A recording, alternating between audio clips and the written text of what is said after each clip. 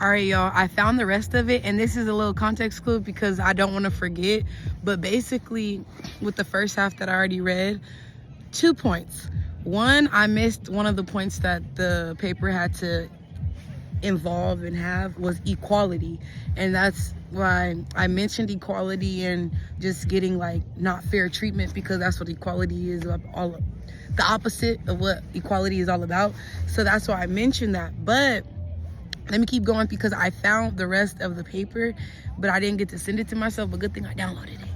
And also, I do want to give a context clue because when I read this to somebody at my college, I had told her what was actually said to me on that Sunday morning, because it wasn't focused on your daughter and your source of income. Here's some context clue.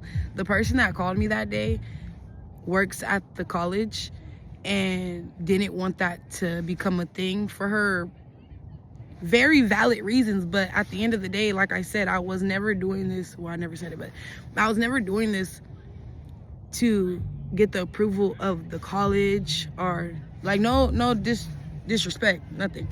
But I never did this for the approval of the college, but I was doing this for the people. Like, this is what our community needed, and I never was getting paid for this. So it's like, it was never about the money. And on God, if it came to the money, I don't care about the money. I don't. So, you know, everybody is fueled with, like, in today's time, with the inflations, with how life is going, with how hard it is, of course, money is a necessity, but I truly understand how money does not rule my life. So I'm not going to make my decisions based off of the need for money. So what she really said to me that morning, because that was my employer as well. So I work at the college. Just a little back story. I work at the college, and the department I worked in, my supervisor, she called me on a Sunday morning, and she was like, the 2 advisors that helped bring the BSU vision to life, I'm grateful. And I really love them, and I respect them, and I am so grateful that God placed them in my life to even bring the vision to life, to have this for you guys.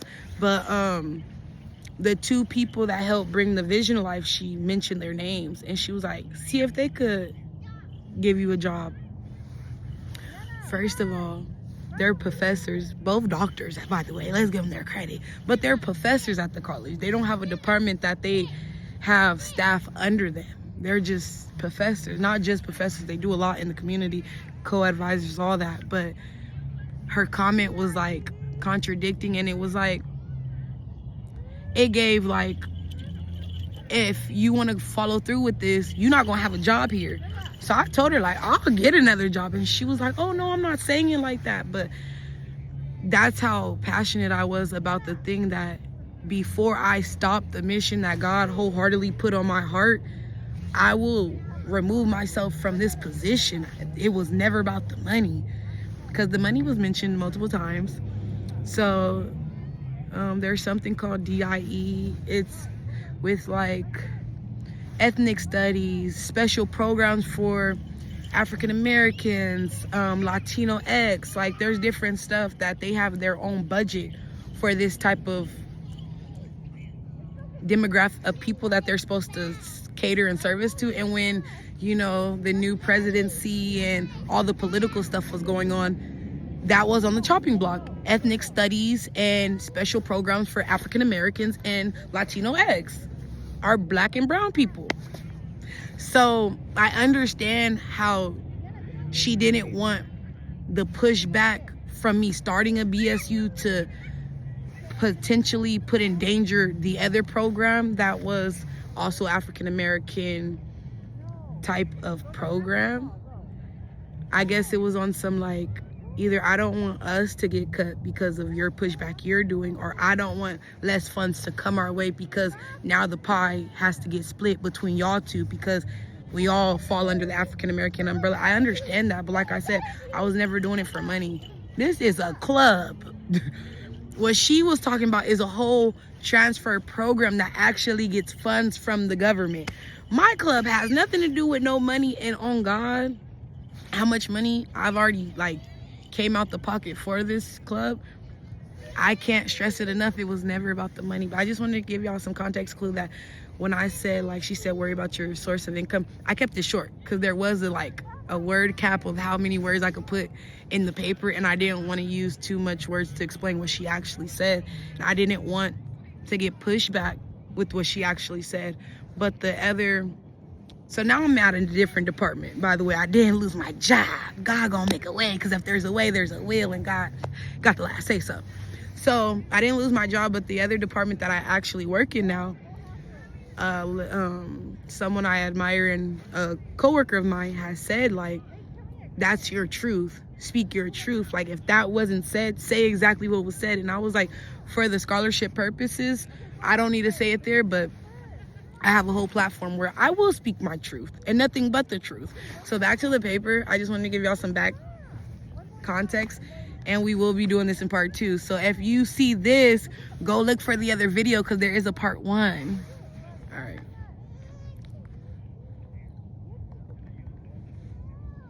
However, I know the experience a little too well, because the truth I don't speak much about is the band-aids that aided wounds I haven't yet addressed. You are looking at a mother that graduated high school at only 17 with a 1-year-old on my hip and went straight into Moreno Valley College in 2017. Yes, I'm 25, but yes, I have a 9-year-old on. Who was birthed. Okay, so let me go back. My bad.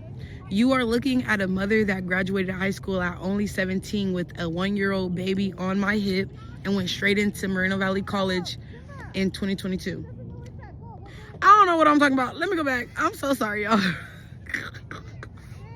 You are looking at a mother that graduated high school at only 17 with a 1-year-old baby on my hip, went straight to Moreno Valley College in 2017.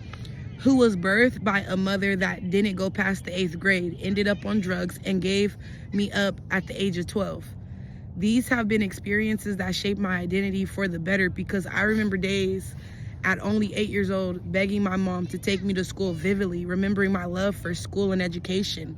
I've always had to find the positive in the storm, or else my reality would sorrow me into depression. Like the night before picture day, I kept pleading with my mom to help me find pants until I annoyed her to the point where my siblings and I got taken away that night from CPS because of my bruised body. 16 years later, and my family still blames me for us being taken because I loved school too much. In reality, I was surrounded by individuals that didn't know the significance and level of freedom education opens for one's life. Since 8 years old, I've had to take accountability for others' mistakes and be understanding of what they've been through. In fact, I realized it was all preparation, because God knew I would need that same strength that got me through my childhood to get me through a time such as this. The month I created the BSU, I was assaulted by my grandmother's neighbor after only 2 days of being homeless. Soon after that, I chose to remove myself from certain work environments because of the comments being made about my ability to start a BSU with all my issues. I literally found myself back in survival mode, wondering when life would get better for me. If I am being honest, I have been depressed since spring of 2025. The same day I was assaulted was the day my family disowned me, because they don't like police showing up at their door, even if it was to protect me. I've always lost the ones close to me when I speak my truth: family, friends, and mentors. In essence, to the brief summary of a few highlights of my childhood in the past year of my life, I can say I am still here, refusing to give up, and I now am courageous enough to speak up when I need help, a positive community surrounding me, because despite the severity of what I have experienced, I can now see what a bigger hole I dug myself in when I allowed others to speak their narrative over my mind. The vision will continue to grow as God sends me resources, helpmates, and the strength to keep pushing forward till I see the next generation enjoying the fruits of our labor. So that was the end of the paper. I tried to compact everything I wanted to say, but I couldn't say everything because it was a 1,000-word cap. So I just want to give y'all some back fee about that as well. So I feel like me starting the BSU, that was the same month that I was assaulted and all this. So me pushing forward, me like not letting certain comments get to me, I had to accept it because it's like, I've got disapproved by my own granny, my own mom, my own family that should have loved me, all because they don't like police. And I understand it, I get it. It's totally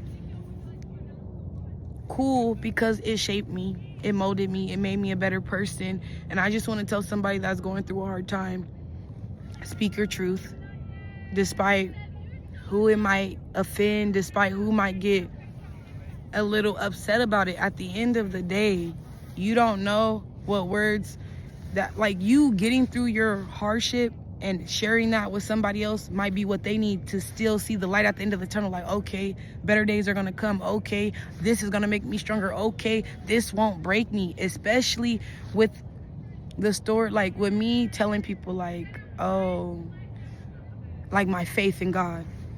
When you proclaim how good God has been to you and is to you, even in the storm, people want to take a step back and be like, let me work on my relationship with God. Let me start a relationship with God. Let me start believing more into God and his will and the plans he has for me. Because if this is what he's doing for you, what could he do for me? Because at the end of the day, I am just like you guys.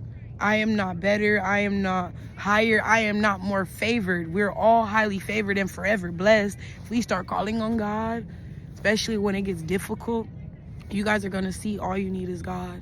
Stay rooted in your faith, because the times where I was allowing my depression to get to me was because I stopped believing what God said for me, and I started believing everything what everybody was saying about me. You're homeless, you're this, you're that, you have bigger fish to fry. But at the end of the day, I noticed, like, I don't.